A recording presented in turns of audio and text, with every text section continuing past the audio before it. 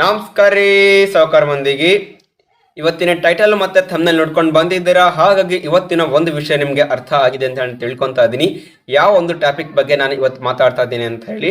ಹೌದು, ಇವತ್ತಿನ ವಿಡಿಯೋ ನೀವೇನಾದರೂ ಮಿಸ್ ಮಾಡಿದ್ರೆ ಅಥವಾ ಸ್ಕಿಪ್ ಮಾಡಿ ನೋಡಿದ್ರೆ ಇನ್ಮೇಲೆ ನಿಮಗೆ ಗೃಹಲಕ್ಷ್ಮಿ ಯೋಜನೆ ಹಣ ಆಗಲಿ ಮತ್ತೆ ಅನ್ನಭಾಗ್ಯ ಯೋಜನೆ ಹಣ ಆಗಲಿ ಬರೋದೇ ಇಲ್ಲ. ಏನಕ್ಕಂದ್ರೆ ಈ ಒಂದು ವಿಡಿಯೋದಲ್ಲಿ ಅಂತ ಯೂಸ್ಫುಲ್ ಇನ್ಫಾರ್ಮೇಶನ್ ನಾನು ತಿಳಿಸ್ಕೊಡ್ತಾ ಇದ್ದೀನಿ. ಹಾಗಾಗಿ ವಿಡಿಯೋನ ಯಾರು ಸ್ಕಿಪ್ ಮಾಡಬೇಡಿ, ದಯವಿಟ್ಟು ಕಂಪ್ಲೀಟ್ ನೋಡ್ರಿ. ಅಂದ್ರೆ ಇವಾಗ ಒಂದು ಹೊಸ ಶಾಕಿಂಗ್ ನ್ಯೂಸ್ ಬಂದಿದೆ ನಮ್ಮ ಒಂದು ರಾಜ್ಯದ ಜನತೆಗೆ.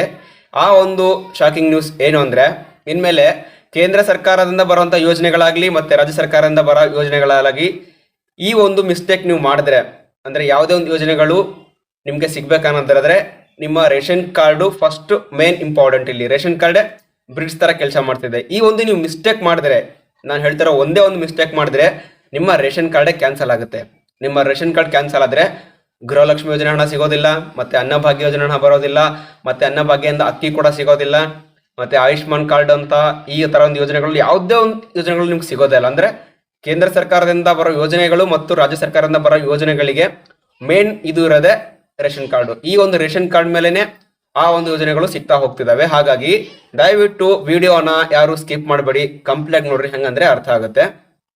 ಸೊ ಬರೀ ಇವಾಗ ಟಾಪಿಕ್ ಸ್ಟಾರ್ಟ್ ಮಾಡಮ್ಮಿ.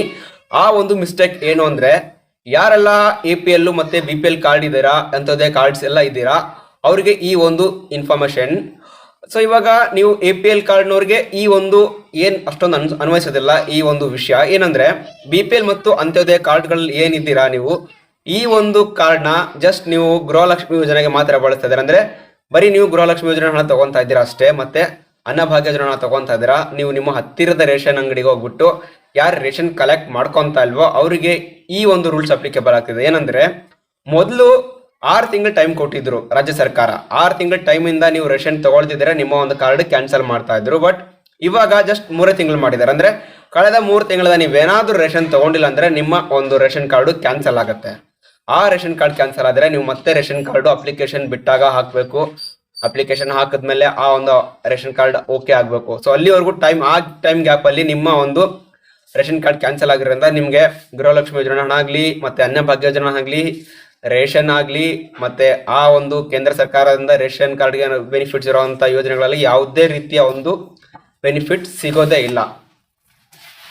ಹಾಗಾಗಿ ನೀವೇನ್ ಮಾಡ್ಬೇಕಂದ್ರೆ, ಇವಾಗ ದಯವಿಟ್ಟು ಯಾರೆಲ್ಲ ರೇಷನ್ ಕಾರ್ಡ್ನ ತಗೊಂಡು ಸ್ಟಾಪ್ ಮಾಡಿದ್ದೀರಾ, ರೇಷನ್ ತಗೊಳ್ಳೋದನ್ನ ಸ್ಟಾಪ್ ಮಾಡಿದ್ದೀರಾ, ದಯವಿಟ್ಟು ನಿಮ್ಮ ಒಂದು ರೇಷನ್ ಅಂಗಡಿಗೆ ಹೋಗ್ಬಿಟ್ಟು ರೇಷನ್ ಕಾರ್ಡ್ನ ತೋರಿಸ್ಬಿಟ್ಟು ರೇಷನ್ನ ತಗೊಳ್ಳಿ.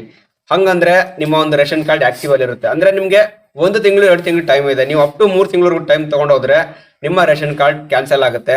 ಕ್ಯಾನ್ಸಲ್ ಆದ್ರೆ ಇನ್ಮೇಲೆ ನಿಮ್ಗೆ ಎಲ್ಲಾ ರೀತಿಯ ಒಂದು ಯೋಜನೆಗಳು ಏನಿದೆ ಕೇಂದ್ರ ಸರ್ಕಾರದಿಂದಾಗ್ಲಿ ಮತ್ತೆ ರಾಜ್ಯ ಸರ್ಕಾರದಿಂದ ಇದೆಲ್ಲ ಕ್ಯಾನ್ಸಲ್ ಆಗುತ್ತೆ. ಅದರಲ್ಲಿ ಗೃಹಲಕ್ಷ್ಮಿ ಮತ್ತೆ ಅನ್ನಭಾಗ್ಯನು ಸೇರಿ. ನಾನು ಮತ್ತೆ ಹೇಳ್ತಾ ಇದ್ದೀನಿ, ಏನಕ್ಕಂದ್ರೆ ಇವಾಗ ಮತ್ತೆ ಕೆಲವ್ರಿಗೆ ಗೊತ್ತಿರಲ್ಲ, ಕೆಲವೊಬ್ರು 6 ತಿಂಗಳು ಟೈಮ್ ಇದೆ ಅಂತ ಹೇಳ್ತಿದ್ದಾರೆ. ಬಟ್ ಇವಾಗ ಆ ಟೈಮ್ನ ಕಡಿಮೆ ಮಾಡಿದ್ದಾರೆ, ಅಪ್ ಟು 3 ತಿಂಗಳವರೆಗೂ ಮಾಡಿದ್ದಾರೆ. ಸೊ ದಯವಿಟ್ಟು 3 ತಿಂಗಳವರೆಗೂ ಯಾರು ವೇಟ್ ಮಾಡಬೇಡಿ. ಇವತ್ತಲ್ಲ ನಾಳೆ ಆಲ್ರೆಡಿ ಈ ಒಂದು ಡಿಸೆಂಬರ್ ಅಲ್ಲಿ ರೇಷನ್ ಕಾರ್ಡ್ನ ಇದನ್ನ ರೇಷನ್ ಕೊಡ್ತಾ ಇದ್ದಾರೆ. ಸೊ ದಯವಿಟ್ಟು ಹೋಗಿ ರೇಷನ್ನ ತಗೊಳ್ಳಿ. ಇದು ಇವತ್ತಿನ ಮಾಹಿತಿ. ನಿಮ್ಗೆ ಏನಾದರೂ ಈ ಒಂದು ಮಾಹಿತಿ ಇಷ್ಟ ಆದ್ರೆ ಲೈಕ್ ಮಾಡಿ, ಶೇರ್ ಮಾಡಿ ಮತ್ತೆ ಸಬ್ಸ್ಕ್ರೈಬ್ ಮಾಡಿ ನಮ್ಮ ಖಡಕ್ ಮಂದಿ ಯೂಟ್ಯೂಬ್ ಚಾನಲ್ಗೆ. ಧನ್ಯವಾದಗಳು.